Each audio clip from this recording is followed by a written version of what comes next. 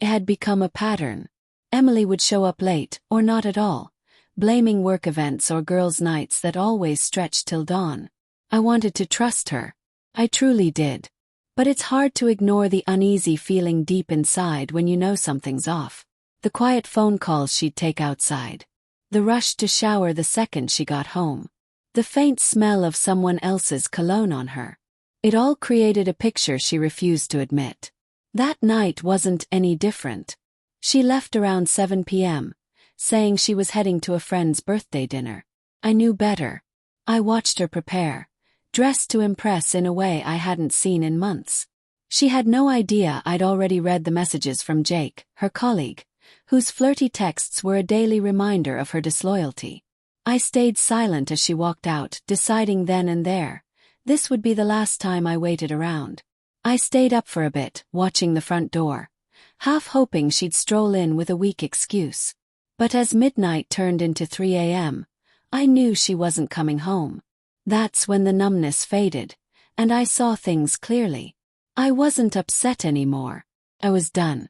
I walked into our bedroom, opened the closet, and began to pack. No shouting, no crying, just a calm, steady goodbye. For years I gave her my loyalty, my faith. And in return she gave me lies. But tonight she would come back to something unexpected. An empty house and a note.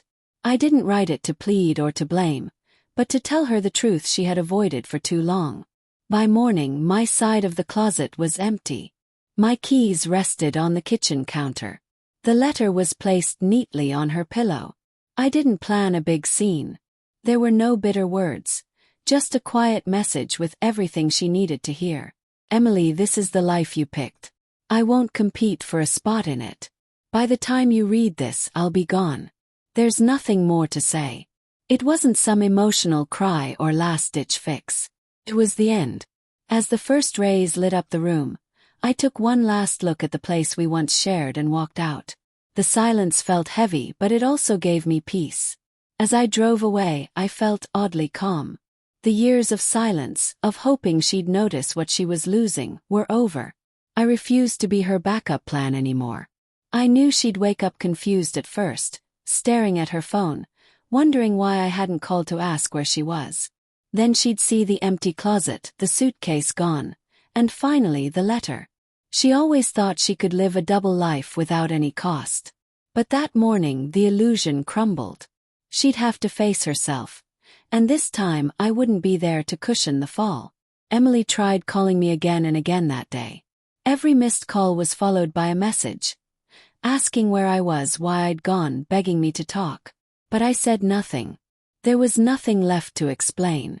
Her habits were always the same. Deny it, shift blame, and when that failed, cry to get her way. But this wasn't a discussion. My silence wasn't out of anger. It was a line she couldn't cross anymore. Even our mutual friends noticed. Some reached out, confused about what had happened. I stayed quiet. Let Emily tell her own version. My note was the only truth I left behind. Over the next week, I heard from others that she was falling apart. She had always been the one in the spotlight, the fun one at every gathering. But without me she was lost. She tried to fake being fine, but people weren't fooled. She was used to having options, to being in charge. But I gave her something she never expected. An ending. I didn't need revenge or to make a scene. Me being gone was punishment enough. Every ignored call, every quiet day, made her face what she'd done. Emily finally sent me a long email, full of excuses, half-hearted sorries, and promises to change. She claimed she never meant to hurt me and begged for a second chance. But it was far too late. People only see value once it's gone. She thought I'd wait like I always had. But this time leaving wasn't a warning. It was real. I didn't need to shame her or get others to take my side. My healing came from choosing myself after all the times I chose her. Months passed, and life felt lighter without the burden of Emily's betrayal. The quiet that once felt painful became peaceful. I learned that sometimes the strongest closure doesn't come from an argument. It comes from walking away from where you're no longer appreciated. Emily stayed out all night, thinking I'd be there when she got back. But that morning she walked into an empty room, a folded note, and the harsh truth. Not everyone waits forever. In the end, I didn't need an explanation. My absence was the only response she'd ever get.